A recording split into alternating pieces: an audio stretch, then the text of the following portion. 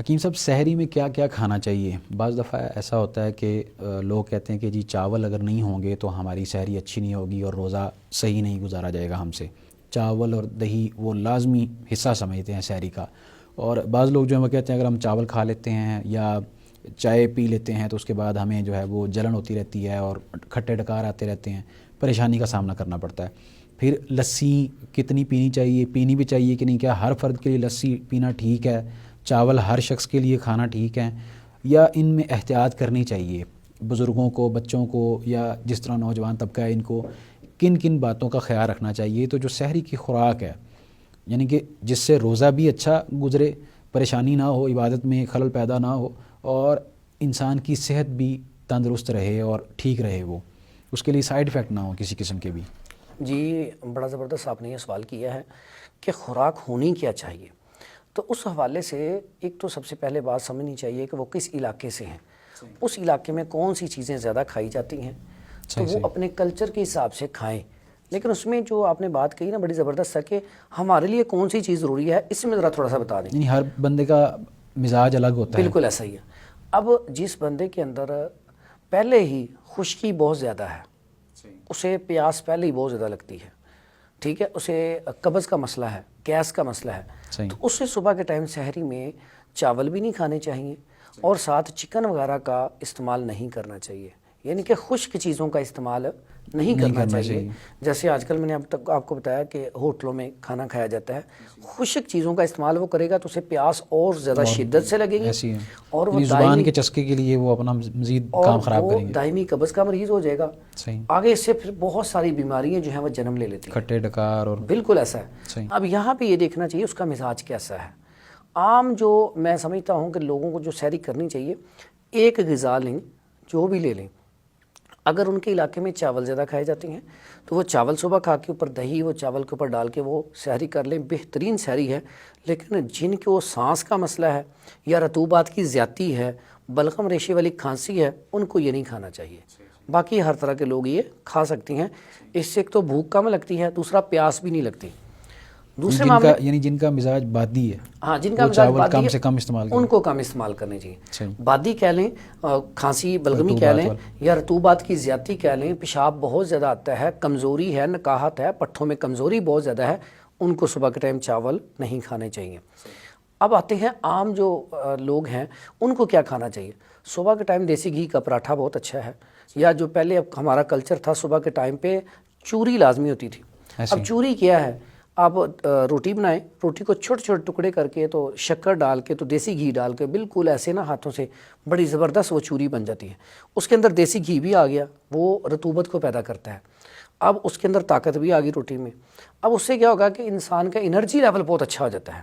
تو اگر آپ 1 مہینہ دیسی گھی اس طرح کھا لیں تو آپ کے اندر بہت زیادہ طاقت بھی آ جائے گی اور روزہ بھی آپ کو فیل نہیں ہوگا انشاءاللہ.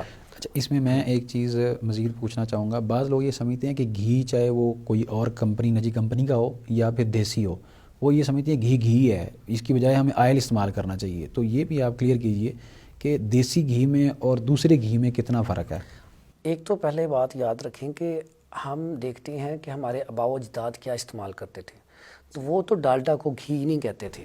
صحیح. تو اصل میں اب تو ریسرچ آ چکی ہے یورپ کی کہ دیسی گھی جو ہے ہر انسان کے لیے مفید ہے اور اچھا ہے. اس کے مقابلے میں دوسرے سارے کوکنگ آئل اور گھی وہ سارے اس کے مقابلے میں بالکل نیچے ہیں، ان کو استعمال نہیں کرنا چاہیے.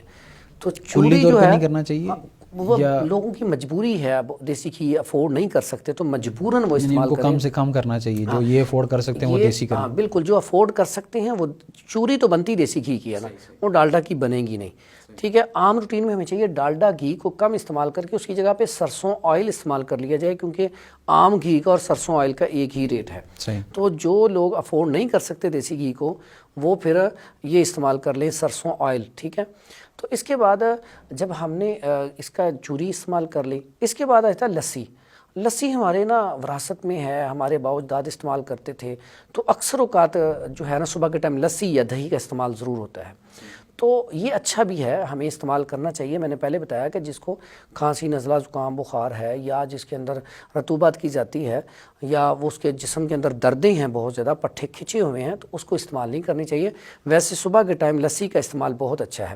لیکن سحری کرتے وقت ایک بات یاد رکھیں, جب آپ سحری کے لیے اٹھیں سب سے پہلے آپ نا مسواک وغیرہ کر کے وضو کر کے تو نماز پڑھیں یا کچھ قرآن کا حصہ پڑھیں. اس وقت پانی کا گلاس آپ ایک آدھا پی لیں.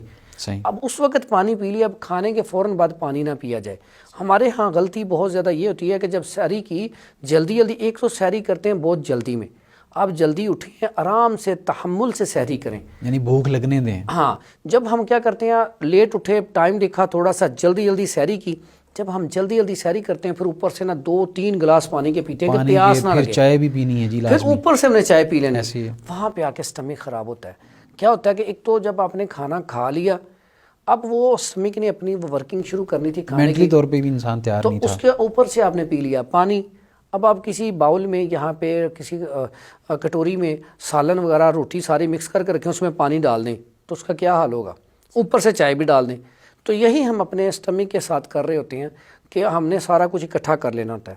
اگر آپ نے چائے پینی ہے پئیں, لیکن چائے آپ تھوڑا سا وقفہ دیں, کھانا کھانے کے بعد تھوڑی دیر بعد چائے استعمال کر لیں. پانی پھر چائے کے بعد نہیں پینا, جتنی پیاس ہے پہلے پی لیں, اگر ضرورت ہے کھانے کے درمیان میں تھوڑا سا پی لیں, پھر بھی اگر ضرورت پیش آتی ہے کھانے کے بعد تھوڑا سا پی لیں.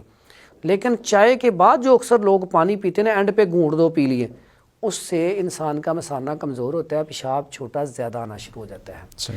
تو یہ چیزیں تھیں. اور چائے جو پیتے ہیں اس کے لیے میں کہوں گا کہ ایک تو ہم سحری میں چائے کی بجائے اگر قہوہ استعمال کیا جائے, ہاں بالکل آپ نے زبردست کہا. ایک تو سحری میں ہم جو ایک روٹین ہے, صبح پراٹھا یا سادی روٹی جو بھی ہم کھاتے ہیں سالن کے ساتھ وہ استعمال کر لیں, کوئی بھی سالن بناؤ. لیکن رمضان میں چاہیے ہم سالن کیسا ہونا چاہیے ہمارا, اس میں سبزیاں زیادہ کھائیں, کیونکہ جتنے گوشت ہیں ان سے پیاس زیادہ لگے گی. اگر گوشت آپ ڈالنا چاہتے ہیں مٹن یا بیف کوئی بھی, تو اسے آپ سبزی میں شامل کر لیں, اور کوشش کریں شوربے والی سبزیاں ہوں, ٹھیک ہے, تو وہ آپ سالن استعمال کریں. سالن روٹی کھا کے وہ بھی آپ روزہ رکھ سکتے ہیں. اگر گوشت بھی پکانا ہے تو کوشش یہ ہونی چاہیے کہ شوربے والا ہو. تو کیونکہ آگے پورا دن روزہ, اور اکثر لوگ کیا کرتے ہیں اس میں خشک سبزیاں زیادہ پکا لیتے ہیں, تو وہ بندہ روزہ صبح رکھتا ہے تو نماز کے بعد ہی تھوڑی دیر بعد اسے پیاس لگنا شروع ہو جاتی ہے. تو بعض میں نے ایسے لوگ دیکھے ہیں روزہ رکھ لیا پورا دن کام پہ ہی نہیں جاتے, ہاں ہمیں پیاس لگ جائے گی مسئلہ ہو جائے گا. تو یہ دل کو سمجھانے والی بات ہے, کچھ ایسا نہیں ہوتا. اب آپ کو میں ایک ایسی چیز بتانے لگا ہوں کہ اگر آپ کھانا کھانے کے بعد وہ قہوہ استعمال کر لیں یا چائے میں وہ چیزیں ڈال لیں تو انشاءاللہ آپ کو پیاس نہیں لگے گی, روزہ آپ کا اچھا گزر جائے گا. اچھا کیم صاحب, آپ نے سحری میں قہوے کے حوالے سے کہا کہ بڑی اچھی چیز ہوتی ہے, تو قہوہ کون سا استعمال کرنا چاہیے؟ یعنی کہ اگر ہم یہ متبادل کے طور پہ لے سکتے ہیں کہ چائے اگر چھوڑنی ہو ایک شخص نے, اس کو جلن ہوتی ہے چائے پینے کے بعد, یا بعض لوگوں کو چائے اچھی نہیں رہتی لیکن عادت اس طرح بنی ہوتی ہے کہ وہ پریشانی پیدا کرتی ہے, سر درد ہونے لگ پڑتا ہے, تو کیا ہم چائے چھوڑ کر قہوہ استعمال کر سکتے ہیں اور وہ قہوہ اس کا متبادل ہو سکتا ہے؟ جی بالکل, آپ نے یہ جو قہوے کا ذکر کیا ہے بڑا زبردست ہے. قہوہ استعمال کرنا چاہے تو بہت اچھا ہے, چائے سے تو قہوہ بہت زیادہ درجے اچھا ہے. لیکن چونکہ ہم پاکستان میں رہتے ہیں, یہاں پہ چائے کا استعمال بہت زیادہ کثرت سے ہوتا ہے. جہاں بھی ہم مہمان جاتے ہیں چائے پی جاتی ہے, تو لوگ سحری میں بھی چائے ہی پیتے ہیں, اور لازمی سمجھتے ہیں. تو اس کے لیے بڑا آسان سا ہے, سمپل سا قہوہ ہے. اگر وہ سحری کے بعد استعمال کر لیا جائے تو اس سے پیاس بھی کم لگے گی اور دن آپ کا بڑا اچھا گزر جائے گا اور سٹمک بھی ٹھیک رہے گا. آپ کو 2 قہوے بتا دیتا ہوں. جن کے معدے میں جلن ہو کھانے کے بعد اس کے لیے علیحدہ قہوہ ہے. جو عام روٹین میں پینا چاہیں کہ پیاس کم لگے طبیعت ٹھیک رہے, وہ علیحدہ قہوہ ہے. پہلے بات کرتے ہیں ہم جو جلن ہوتی ہے اس کے لیے آپ نے صرف پودینہ, اجوائن اور اس میں تھوڑا سا دھنیا شامل کر کے 3 چیزوں کا قہوہ استعمال کر لیں, شہد یا گڑ سے میٹھا کر کے, تو جلن نہیں ہوگی انشاءاللہ. ٹھیک ہے. اب دوسرا قہوہ جو ہے وہ پیاس کے لیے, جلن کے لیے, دونوں چیزیں کے لیے کام کرے, لیکن پیاس کے لیے تو کمال کی چیز ہے. اس میں آپ سونف لے لیں, سونف کے ساتھ سبز الائچی لے لیں. ٹھیک ہے. 3 چٹکی اگر آپ نے سونف لی ہے تو 3 عدد سبز الائچی لے لیں. تو یہ 2 چیزیں ہی کافی ہیں. اگر پودینہ تازہ پڑا ہو تو وہ ڈالیں تھوڑا سا بیچ میں, یا پھر اگر زیادہ پیاس لگتی ہو تو گاؤ زبان جو ہے اس کے پتے 2-3 ڈال سکتے ہیں. اگر دونوں چیزیں گھر میں موجود نہیں تو صرف سونف اور سبز الائچی, یہ آپ اس کا قہوہ بنائیں. گڑ اور شکر ان میں سے کوئی بھی چیز ڈال لیں یا شہد ملا کے قہوہ استعمال کر لیں, بہترین چیز ہے.